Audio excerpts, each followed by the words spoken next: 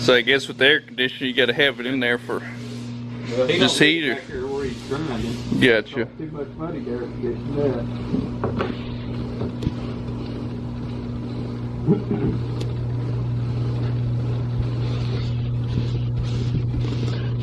Now I'm assuming you're doing the sandwich pattern today, or getting that thing ready. Yeah, we're gonna weld it up here in just a little while. So I guess we'll later on today or this weekend we'll kind of figure out what one of those looks like.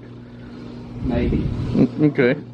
I may grind into it a little bit to show, you know, today.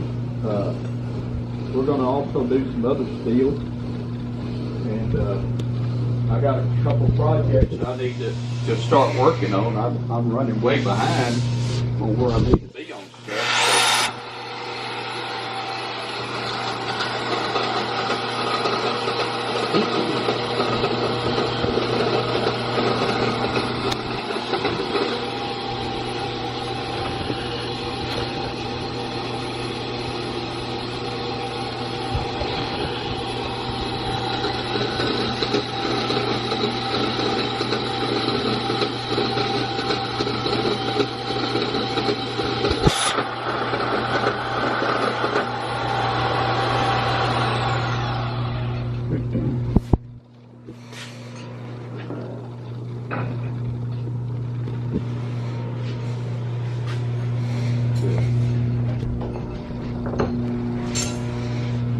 Hey, bud. Yes, sir. You draw my name for Christmas? That little salt be real nice. Okay. All right. Well, it's all handy now. I really like it. I'm going to have me one of them.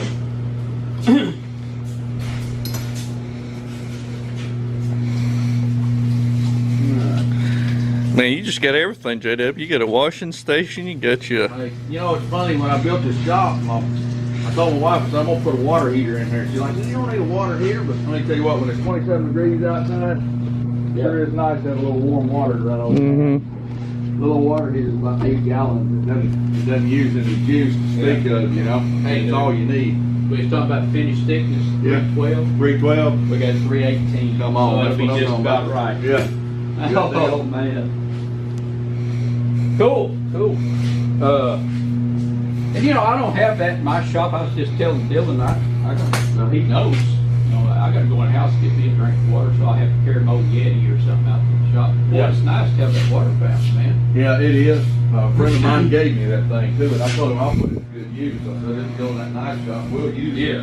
Yeah. Well, you know, when you first come out to my shop years ago, my little old 9x12, there wasn't no room for nothing in there.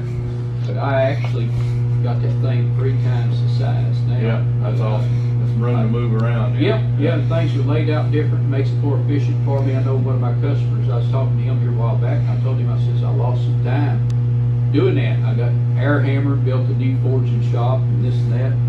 He says, well, my goodness, you ought to be able to finish my knife in a couple of weeks now. Of course, you know, that don't work like that. You know that. Even though you got a little bit better equipment, yeah, it saves on some time, but you still got a lot of, you know, the finish work hadn't changed yet. That's right. You know, same amount of labor in it. That never changes. Yeah. But it does make some things simpler, and it takes a lot of physical off of you too. It also takes some of the pucker back. Yeah. So when you're messing with better equipment, right? When the old mill don't have 15, 20,000 run out and something like that, you've got a loud part. Yeah. It's all that stuff. It all adds up, you know. But there again, I built many knives with all that crappy equipment and it wasn't crappy equipment at the time. Yeah, I mean, it was what was good at the time, but they've become so much like that Travis Works grinder. Right. We didn't have nothing like that when I started. Right. You know? And all this stuff just come out way better now. There's a lot more stuff out there that's way better than it used to be. Right. And I'm glad for it. Oh, not that I have it all, but you know, these guys that are coming up now, if they can start out with some of that stuff, they don't know any better. Right. But when me and you, I started how many years before you started? I guess I started, my first knife I sold was in '82. And I actually started in '79. You started in '98. So how many years is that? So look at the difference in equipment. And we'll just, I remember when the old Bader 2 bench model machines, most people don't even know what that is anymore. I was tickled to death when I got my first real grinder. I had me 7 blades forged out. I couldn't wait to go in there and grind. I messed up 5 of them. Because I wasn't used to that kind of speed. Right. And but I got used to it. Then you come along. You took a class up there at Arkansas. I'm sure you went through the same thing. You walk over to that grinder and you think, oh boy. Oh yeah. It's a monster at first, and you just got to learn to concrete, and it takes time to do that. And then it's smooth and all these like Travis Works is building. And, I've heard now they come out with some kind of flat that almost takes out the bump of the splice totally. And I don't know anything about it, but I've heard something about it. Right. And I was thinking, well, that's just more money for me to spend. I don't know if I need to do that or not. Yeah. But I've made it all these years without it. But sometimes you got to think, how much would it make my life easier? Right. And like you was talking about the mental anxiety sometimes. Right. But anyway, it's all cool. Oh yeah, for sure. I was going to ask you, since I ain't never did one of these with a stainless, are these little old gouges right here, does that need to come out, or do you think that'll weld up okay, or? That's probably going to be all right. Because I don't think the main thing was the bottom of those ladder rungs and all, and they're clean. So I believe. I don't see anything to that. It looks like something where that metal has got beat on. Well, what it was is when I roughed my bumps off. This was the ladder pattern. When I do that, I use a Makita hand grinder, big one, with a stone on it. And that's just a few of the stone bumps that are left in there. And actually, they're clean. Okay. I like this rough texture on there too. A lot of people might say, "Oh, I want this metal smoother," but from a welding standpoint, I believe when you've got all them little microscopic highs and you're blending a bar that's got the same thing on the other side, I believe you get a better weld. Yeah, it makes it up. Adherence, I know I've done quite a bit of dry welding now, and I actually, for something like this, I favor. Oh yeah, it's clean. You don't have to worry about anything happening. It's sealed, it's oxygen free, and it's going to happen. And some of the people, they don't even know what a dry weld is. How do you explain that? Well, a dry weld. Let me back up and go into the front end of that. A lot of people get confused. Like when we're welding layers, of course, we're using kerosene for a flux now. And we used to always use borax. Right. We found out that you make cleaner steel with that kerosene. Kerosene is actually not a flux, it's just a coating. Yeah. And what it is, it's a smut coating. The first one I actually did, I took 3 bars of steel. And they were similar bars of steel. I was just doing an experiment. Is that hot? Yes, it is. And I go ahead. I took those bars and smutted them with an acetylene torch. And they successfully welded. And then shortly after that, started using the kerosene, and all the kerosene's doing is flashing off between the layers and giving you an oxygen barrier. That's all you got to do to have the weld is the oxygen-free environment. I was using kerosene quite a while too, and I talked to Ron Newton one time. He told me he uses a part cleaner from Tractor Supply, and I can find that a whole lot easier around home, and that's what I've been using. It really works out well too. Right. So the nice thing about that stuff is it's absolutely clean. There's nothing between the layers but that soot, which is actually carbon, which readily goes back into the steel. So moving up from there, from our layer count into, let's say we've got a bar that's laid up 40 layers and we're wanting 160 layers. Now, instead of, since we're already hot because we just forged that bar, you can't go back in kerosene because the bar is hot, too hot to dip in kerosene. So that's where the dry welding comes in, and it saves you some time and effort. And what we'll do is put 4 bars together. Well, I thought that's when you went and got a cup of coffee and waited for too long. Well, you could, but you can move forward by doing what we're talking about with the dry weld. Stack it up in the 4-bar billets and just hermetically seal those joints all the way around and grind them off. We always grind the humps off the mild steel weld so that it's not getting pushed into your Damascus. And when you want to lay it down and straighten it from the side, you don't want to push that bead into it. And I knew I did a knife one time that it was antique reproduction, and I talked to a buddy of mine, old Roger Green, about. We talked about maybe that a lot of these old blacksmiths basically may not have been always knife makers back then. They were surgical instrument makers, whatever. You know, they may not have had any good steel, but they would, whatever you do, wire, send a letter, whatever, over to Sheffield, England, because that's where all the good steel is at. And they'd send them little drop-offs. So you see these old antique knives that look like they had some layers in them, you know. And I was going to recreate that one time, and I got a bunch of just stuff. It was like there was a horseshoe that was in it. There was a broken wood drill bit, and a barn hinge, part of the barn hinge. And I had some English 01 for the center core. JW, what I've done, and this may sound pitiful to some people, but it wasn't nothing on the cutting edge, okay?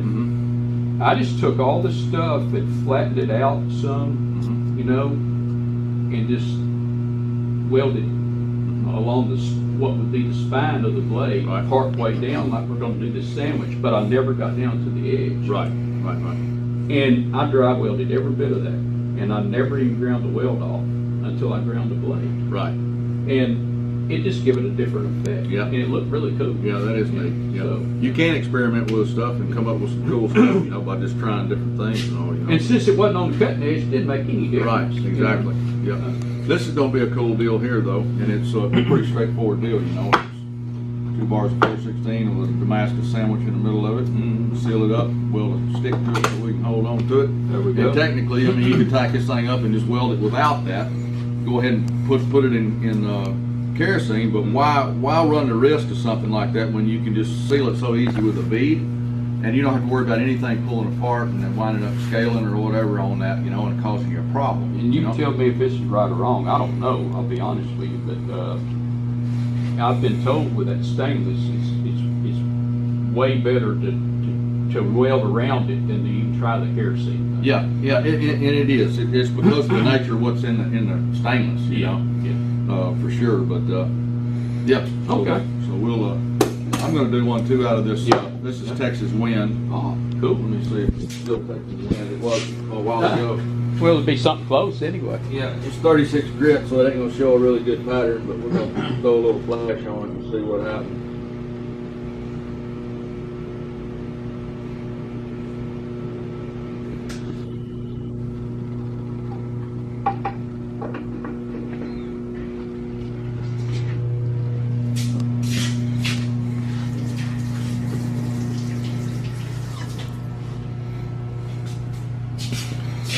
Yeah, still Texas Wind. That looks nice. Yeah. How many layers? 160. I got you. Okay. I'm assuming you probably just use acid to knock those little bit of that, I guess, Ferric chloride. flux or something like whatever y'all call it off of there.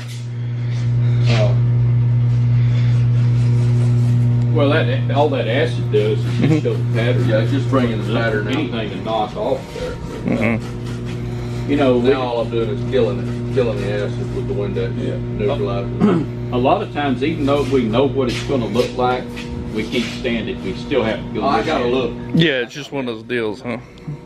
Yeah, I absolutely gotta look.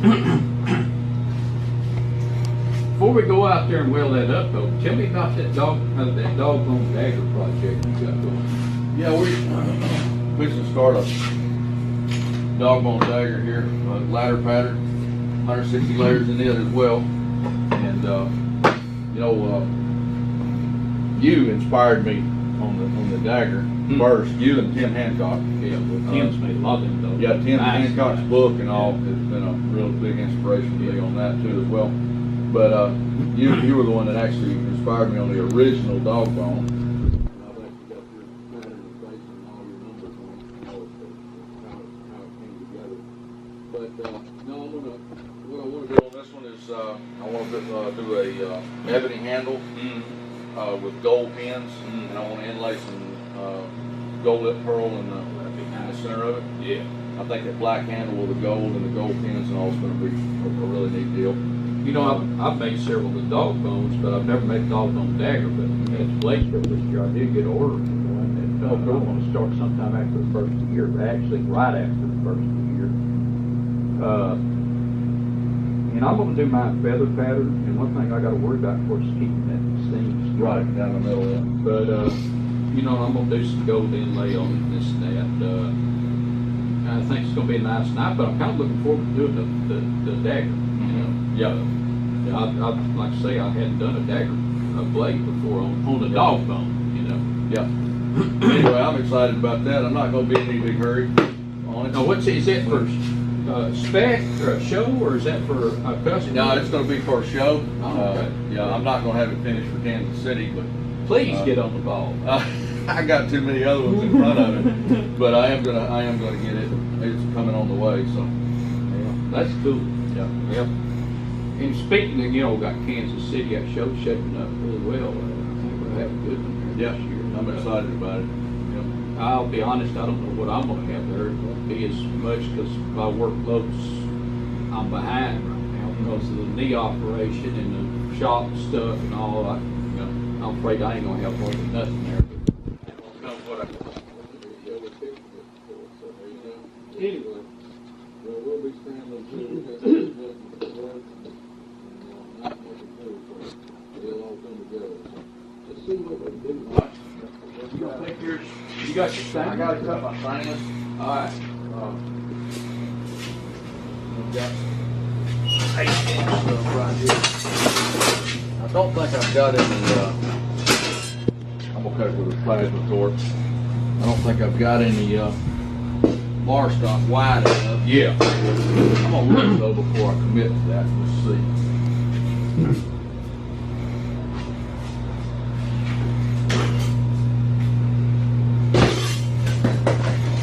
Now, I notice you're getting. Is this one of those AKI knives that you're getting ready for?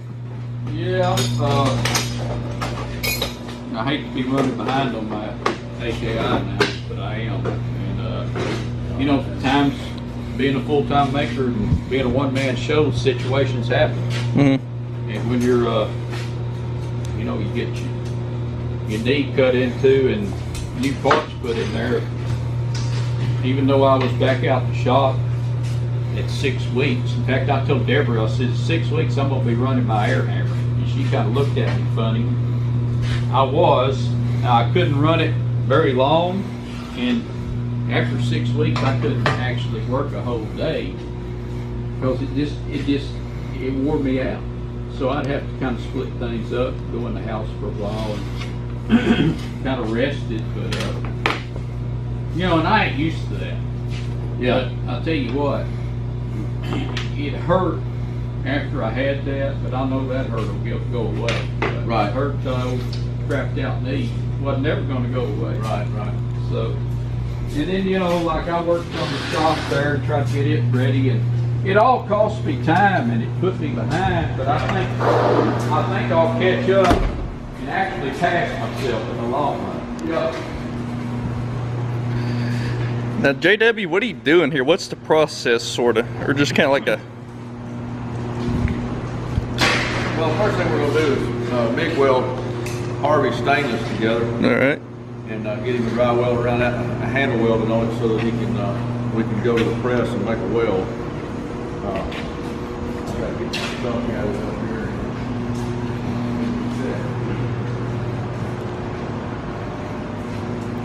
Now, you're pretty much a welder during the day and pretty much during the week, so this probably helps you out with your knife stuff. Oh, absolutely. Yeah, the two blend, you know. Mm-hmm. And, you know, for me, the cool part about knife making is the metallurgy involved. That's what I really like.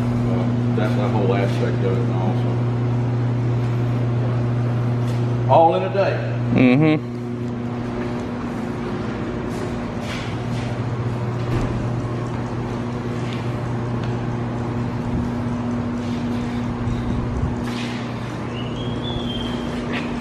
JW, if you need to finish yours, I can weld that up. Oh no, that's good, man. Okay. I'm gonna gather I know it up. you just didn't want me to use the welder. I know.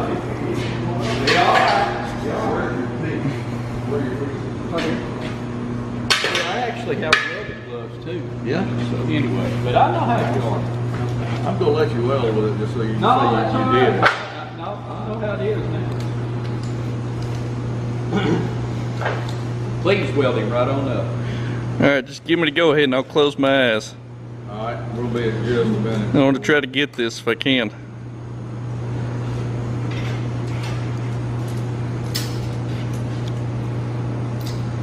Now you're welding with the looks like a MIG machine back there, right? Yeah, it is.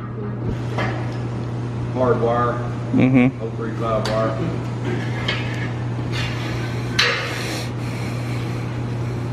You got argon running on that. Dude, I'm running CO2 than argon. I got it.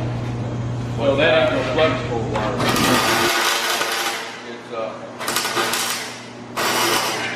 It's hard wire. Yeah, I got it.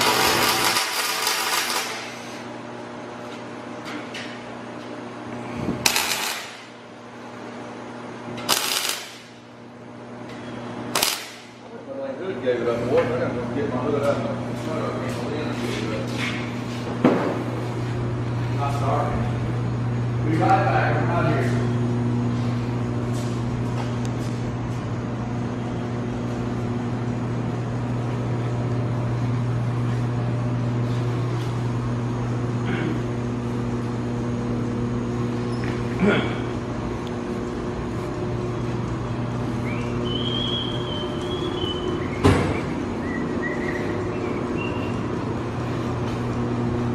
Boy, he's got a nice sit up here, don't he? Yeah, it is. That's a press he's building right there. That's pretty cool. Hey man, where'd you get that old bell out there? I got 2 of them. Really? Yeah, one of them came off my wife's grandmother's place, and the other one, a good friend of mine, neighbor of mine, gave it to me. That's neat. Yeah, we're gonna put one of them down there at the rustic barn. And I've been saying I'm gonna put one of them in my yard forever. I just haven't done it. You know, I gotta build a yoke for it and all, you know.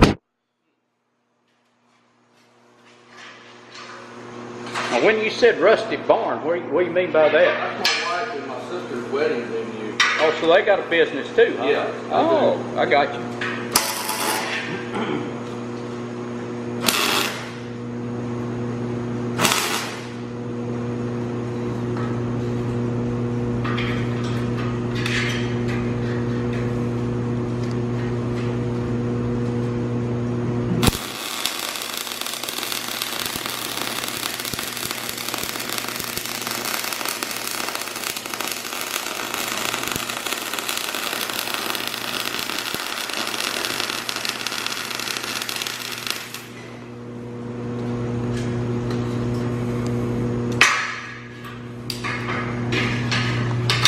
I'm assuming you're just prepping it for the.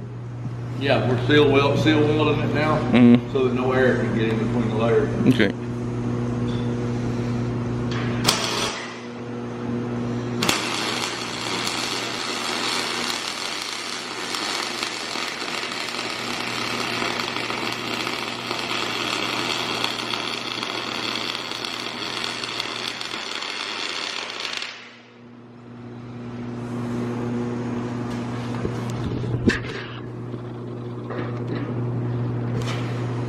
All right, here we go.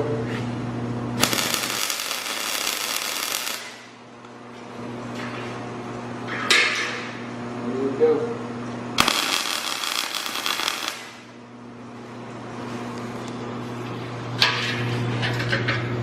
That's it all the way around.